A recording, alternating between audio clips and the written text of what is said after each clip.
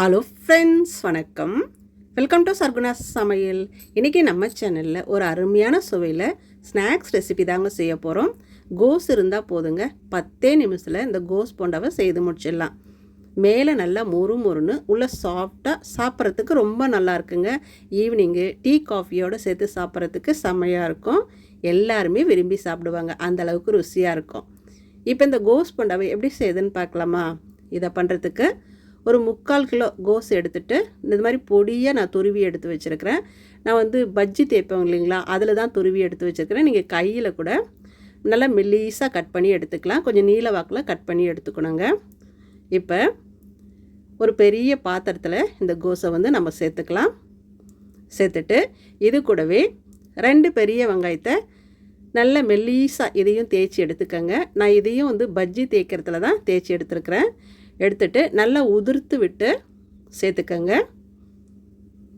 2 வெங்காயம் இந்த மாதிரி தேய்ச்சி எடுத்து சேர்த்துக்கங்க. இது கூடவே 3 பச்சை மிளகாயை நீல வாக்கில் கட் பண்ணி சேர்த்துருக்கிறேன். ஒரு கேரட்டு துருவரத்தில் நல்லா துருவிட்டு சேர்த்துக்கலாங்க. சேர்த்துட்டு இது கூடவே 1 கப்பு கடலை மாவு சேர்த்துக்கலாங்க. இது ஒரு 240 கிராம் இருக்கும். கூடவே ஒரு 4லிருந்து 5 டேபிள் ஸ்பூன் அரிசி மாவு சேர்த்துக்கலாங்க. இது நல்லா போண்டா முறுமுறுன்னு வர்றதுக்கு உதவியாக இருக்கும். கூடவே ஒரு கைப்பிடி அளவு கொத்தமல்லி இலைகளை பொடியாக நறுக்கிட்டு சேர்த்துக்கலாம். 1 ஸ்பூன் தனி மிளகாய்த்தூள் சேர்த்துக்கலாங்க. சேர்த்துட்டு ஒரு 1/2 ஸ்பூன் சீரகம் சேர்த்துக்கலாம். 1 ஸ்பூன் இஞ்சி பூண்டு விழுது சேர்த்துக்கலாங்க. ருசி ரொம்ப நல்லாயிருக்கும் இது சேர்க்கறதுனால. கூடவே ஒரு 1/4 ஸ்பூன் பெருங்காயத்தூள் சேர்த்துக்கங்க. ஜீரணத்துக்கு நல்ல உதவியாக இருக்கும். 1 ஸ்பூன் தூள் உப்பு சேர்த்துக்கலாங்க. சேர்த்துட்டு ஒரு கொத்து கருவேப்பிலையை நல்லா பொடியாக நறுக்கிட்டு சேர்த்துக்கலாம். 1 ஸ்பூன் எண்ணெயை லைட்டாக சூடு பண்ணிவிட்டு சேர்த்துக்கங்க. போண்டா மொறுன்னு வர்றதுக்கு நல்லா உதவியாக இருக்கும். ருசியும் ரொம்ப நல்லாயிருக்கும். தண்ணி ஊற்றாமல் முதல்ல இதை நல்லா இந்த மாதிரி கை வச்சு நல்லா கலந்துக்கலாம். நல்லா கலந்துக்கங்க. கலந்துட்டு தண்ணி ஊற்றக்கூடாதுங்க. தண்ணி இந்த மாதிரி கையில் விட்டு தெளித்து நாம் பிசைஞ்சிக்கணும்.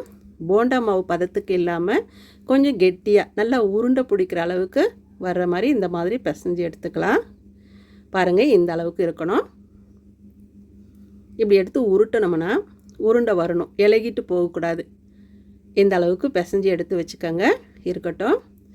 மாவு கொஞ்சம் தண்ணியாக போயிடுச்சுன்னா அரிசி மாவு இல்லைன்னா கடலை மாவு கொஞ்சம் சேர்த்து கலந்திங்கன்னா சரியாக இருக்கும்.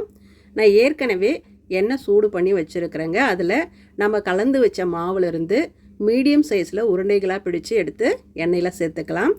எண்ணெய் நல்லா சூடான பிறகு அடுப்பை மீடியம் ஃப்ளேமில் வச்சுக்கோங்க. அப்போ தான் போண்டா உள்ளே மேலெல்லாம் வெந்துட்டு நல்லா மொறுன்னு வரும். உடனே கலந்து விடாமல் இந்த எண்ணெயோட ஓசைகள் கொஞ்சம் அடங்கின பிறகு இந்த மாதிரி டைமில் பொறுமையாக இந்த போண்டாவை திருப்பி போட்டுக்கலாம். எப்பவும் ஒரே மாதிரி போண்டா செய்யாமல் கோஸு கேரட்டெல்லாம் இருந்துச்சுன்னா இந்த மாதிரி ஒரு முறை போண்டா செய்து கொடுத்து பாருங்கள். கோஸ் பிடிக்காதவங்க, கேரட் பிடிக்காதவங்கலாம் இதை விரும்பி சாப்பிடுவாங்க. ருசி செம்மையாக இருக்கும். கெஸ்ட்டு வந்தால் கூட இந்த மாதிரி போண்டா போட்டு கொடுக்கலாம். எல்லாருமே விரும்பி சாப்பிடுவாங்க. நல்லா ஹெல்த்தியாகவும் இருக்கும். இப்போ பாருங்கள், நல்லா செவந்து வெந்து வந்துடுச்சு பாருங்கள். இப்போது எண்ணெயெல்லாம் இந்த மாதிரி வடிகட்டிட்டு ஒரு தட்டில் எடுத்து வச்சுக்கலாம். மிஸ் பண்ணாமல் கோஸ் வாங்கினீங்கன்னா இந்த மாதிரி போண்டா செய்து பாருங்கள், சூப்பராக இருக்கும். இப்போ எல்லாத்தையும் இதே மாதிரி போண்டாவாக போட்டு எடுத்து வச்சிட்டேன் பாருங்கள். மேலே நல்லா மொறுன்னு உள்ள சாஃப்டாக சாப்பிட்றதுக்கு ரொம்ப நல்லா இருக்குங்க. இதை டொமேட்டோ சாஸ் கூட வச்சு சாப்பிட்லாம், இல்லை தேங்காய் சட்னி கூட வச்சு சாப்பிட்லாம். ரொம்ப நல்லாயிருக்கும். கோஸ் வாங்கினீங்கன்னா மிஸ் பண்ணாமல் இந்த மாதிரி ஒரு முறை செய்து கொடுங்க. குழந்தைகள் முதல் பெரியவங்க வர கேட்டு வாங்கி சாப்பிடுவாங்க. 10 சாப்பிட்டு கூட இன்னும் பத்தலை, இன்னும் கொடுங்கன்னு கேட்பாங்க. அந்தளவுக்கு ருசியாக இருக்கும். நீங்களும் இதே மாதிரி செய்து பாருங்கள். செய்து பார்த்துட்டு எப்படி வந்ததுன்னு கமெண்ட்டில் சொல்லுங்கள். இந்த வீடியோ பிடிச்சதுன்னா சர்குணா சமையலுக்கு சப்ஸ்கிரைப் பண்ணுங்கள், லைக் பண்ணுங்கள். மறக்காமல் அங்கே தெரிஞ்சவங்களுக்கு நிறைய ஷேர் பண்ணுங்கள். நன்றி.